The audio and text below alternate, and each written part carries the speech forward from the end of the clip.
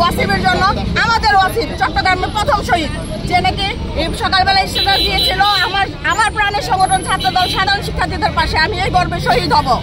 আমরা ছাত্রদল যে কথা দেয় সে কথাই রাখে। সেদিনে আবু সাইদ আমাদের ওয়াসিম শহীদ হয়েছে। সকল অন্যায়ের বিচার চাই, শিক্ষা বিশেষ করে ছাত্রছাত্রীদের পক্ষ নিয়ে আজকে আমাদের এই বিগত 17 বছরে সাধারণ শিক্ষার্থীদের উপরে যে অত্যাচার করেছে ছাত্রলীগ, রাজনীতির নামে যে অপরাজনীতি করেছে, প্রতিহিংসা করেছে, সেটার বিচার চাই। ইভেন শুধুমাত্র তাই না, যারা আজকে পুরুষ পাল্টে ফেলতেছে, না আমরা তো ছাত্রলীগ না, আরে বেটা 5 তারিখে এক পর্যন্ত যে ছাত্রলীগ ছিল সে ছাত্রলীগই, 5 তারিখে এক পর্যন্ত শেখ হাসিনার কথা শুনে যে সাধারণ শিক্ষার্থীদের উপর আক্রমণ করেছে সে ছাত্রলীগ, 5 তারিখে এক পর্যন্ত যারা শেখ হাসিনার নির্দেশ মেনে চলে ছাত্রদলের উপর আক্রমণ করেছে, বিভিন্ন ছাত্র সংগঠনের উপর আক্রমণ করেছে, তারা ছাত্রলীগ। খুবই চতুর চালাক একজন সাবেক অবৈধ প্রধানমন্ত্রী ছিল বাংলাদেশে। 3 তারিখে সে তার পরিবারের লোকজন দেশের বাইরে পাঠিয়ে দিয়েছে।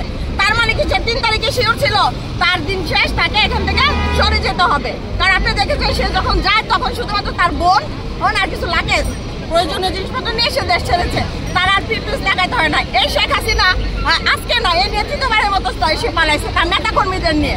আজকে তার নেতা কর্মীরা যারা তার কথায় নির্দেশনায় লাফালাফি করে, আমি আসলে তাদের জন্য লজ্জিত এবং দুঃখিত যে তারা কিসের ভিত্তিতে এটা করে। 111-এ দেখেছেন কিভাবে সামান্য কানের একটা অজুহাত দিয়ে সে চলে গিয়েছিল দেশের বাইরে, এরকম অসংখ্যবার হয়েছে।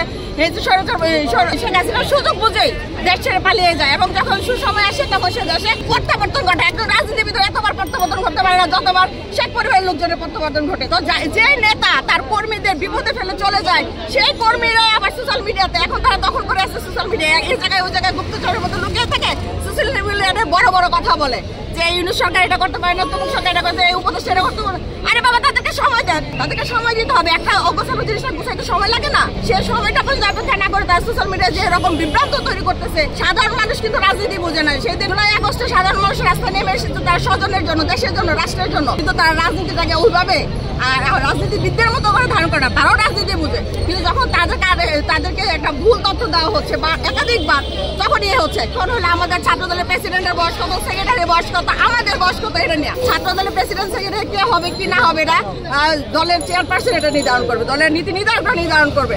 আমাদের সংগঠন কিভাবে চলবে এটা নিয়ে সিদ্ধান্ত নেওয়ার জন্য আমাদের নেতারা আছে, তারা করবে না। তারা ইস্যু খুঁজে বেড়াচ্ছে কিসের পর কি বলে ছাত্রদলকে বা বিএনপিকে হ্যাস্ত করতে পারে। আপনারা জানেন জুলাই আগস্টে 140 জন শহীদ হয়েছে, এখনো অসংখ্য নেতাকর্মী আমাদের হসপিটালে আছে।